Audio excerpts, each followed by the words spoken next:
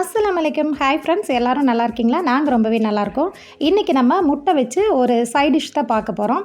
இது வந்து சப்பாத்திக்கு, ஒயிட் ரைஸ் கூட எல்லாத்துக்கூடயுமே சாப்பிட்லாம். ரொம்ப சிம்பிளான ரெசிபி, ஈஸியாக செஞ்சிடலாம். வாங்க இதை எப்படி செய்கிறதுங்கிறத பார்த்துடலாம். இதுக்கு ஃபஸ்ட்டு நான் 3 முட்டையை பாயில் பண்ணி எடுத்து வச்சுருக்கேன். நான் வந்து இன்றைக்கி 2 பேருக்கு செய்கிறேன். ஸோ 3 முட்டையை வந்து பாயில் பண்ணி எடுத்து வச்சுருக்கேன். இப்போ ஒரு பேன் வச்சு ஹீட் பண்ணிக்கோங்க. ஒரு 3 டேபிள் ஸ்பூன் போல் கடலெண்ணெய் சேர்த்திக்கோங்க. கூடவே ஒரு 1/4 டீஸ்பூன் போல் கடுகு பொரிய விட்டுருங்க. கூடவே ஒரு 1/4 டீஸ்பூன் போல் ஜீரகம், 1/4 டீஸ்பூன் போல் சோம்பு அதையுமே நல்லா பொரிய விட்டுருங்க. இது கூடவே ஒரு 3 பல் பூண்டை நல்லா பொடியாக கட் பண்ணி வச்சுருக்கேன். ஒரு 2 பச்சை மிளகாயும் கட் பண்ணி வச்சுருக்கேன். அதையுமே உள்ளே சேர்த்துட்டு நம்ம நல்லா இந்தளவுக்கு ஃப்ரை பண்ணி வச்சுக்கலாம். 3 முட்டைக்கு 2 பெரிய சைஸில் பெரிய வெங்காயம் எடுத்து இந்தளவுக்கு கட் பண்ணி வச்சுருக்கேன். இப்போ இதையுமே உள்ளே சேர்த்துட்டு நல்லா வதக்கி விட்டுக்கலாம். வெங்காயம் வந்து நல்லா வதங்கி ஓரளவுக்கு கலர் நல்லாவே சேஞ்ச் ஆகி வரணும். அது வரைக்கும் நீங்கள் வதக்கி விடுங்க. நீங்கள் வந்து அதிகமான ஆளுங்களுக்கு செய்கிறதா இருந்ததுன்னா நீங்கள் வந்து முட்டையுமே அதிகப்படுத்திக்கோங்க. ப்ளஸ் கூடவே இந்த வெங்காயம், மசாலாத்தூள் எல்லாமே அதிகப்படுத்திக்கோங்க. இப்போ வெங்காயம் இந்த அளவுக்கு வதங்கி வந்துருச்சு. இப்போ மசாலா தூள் சேர்த்துக்கிறோம். ஒரு 1/4 டீஸ்பூன் போல் மஞ்சத்தூள், காரத்துக்கு தகுந்த மாதிரி மிளகாத்தூள் சேர்த்துருக்கேன். கூடவே வந்து ஒரு 1/4 டீஸ்பூன் போல் கரம் மசாலா சேர்த்துருக்கேன். கூடவே மல்லித்தூளும் சேர்த்துருக்கேன். இப்போ தேவையான அளவு உப்பையுமே சேர்த்துக்கலாம். நீங்கள் முட்டை பாயில் பண்ணும்போது உப்பு சேர்த்துருந்தீங்கன்னா பார்த்துட்டு சேர்த்துக்கோங்க. இப்போ மசாலா பொருட்கள் எல்லாத்தையுமே லோ ஃப்ளேமில் வச்சுட்டு நல்லாவே வந்து வதக்கி விடுங்க. அதோட பச்சை வாசனை எல்லாம் போகட்டும்.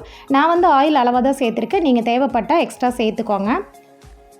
இப்போ இந்த அளவுக்கு வதக்கி விட்டுட்டு இந்த ஆனியன் நல்லா சாஃப்ட் ஆகிறதுக்காக நான் ஒரு 3/4 டம்ளர் போல் தண்ணி சேர்த்துக்கிறேன். சேர்த்துட்டு ஒரு 5 நிமிஷம் இது வேகட்டும். உங்களுக்கு வந்து நல்லா வெந்து சாஃப்டாகி வந்துடும்.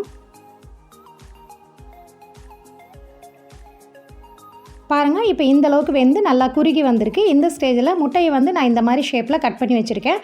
அதோட மஞ்சள் கருவை தனியாக வச்சுருக்கேன். ஃபஸ்ட்டு இந்த ஒயிட்டை உள்ளே சேர்த்திட்டு நல்லா அந்த மசாலாவோடு சேர்த்து ஒரு மிக்ஸ் கொடுத்துருங்க. அப்போ வந்து உங்களுக்கு டேஸ்ட் நல்லாவே இருக்கும்.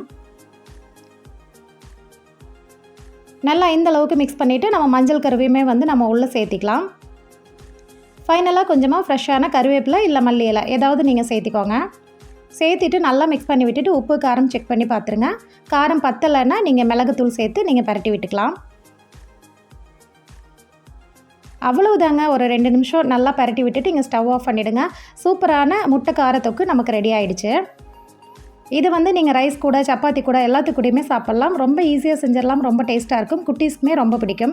கண்டிப்பாக இது நீங்கள் ட்ரை பண்ணாதவங்க ட்ரை பண்ணி பாருங்கள். அப்படியே நம்ம சேனலை பார்க்குறவங்க கண்டிப்பாக சப்ஸ்கிரைப் பண்ணி ஃபாலோ பண்ணுங்கள். நெக்ஸ்ட் இதே மாதிரி ஒரு ஈஸியான டேஸ்டான ரெசிபியோட எல்லாருமே மீட் பண்ணுறேன். தேங்க்ஸ் ஃபார் வாட்சிங்.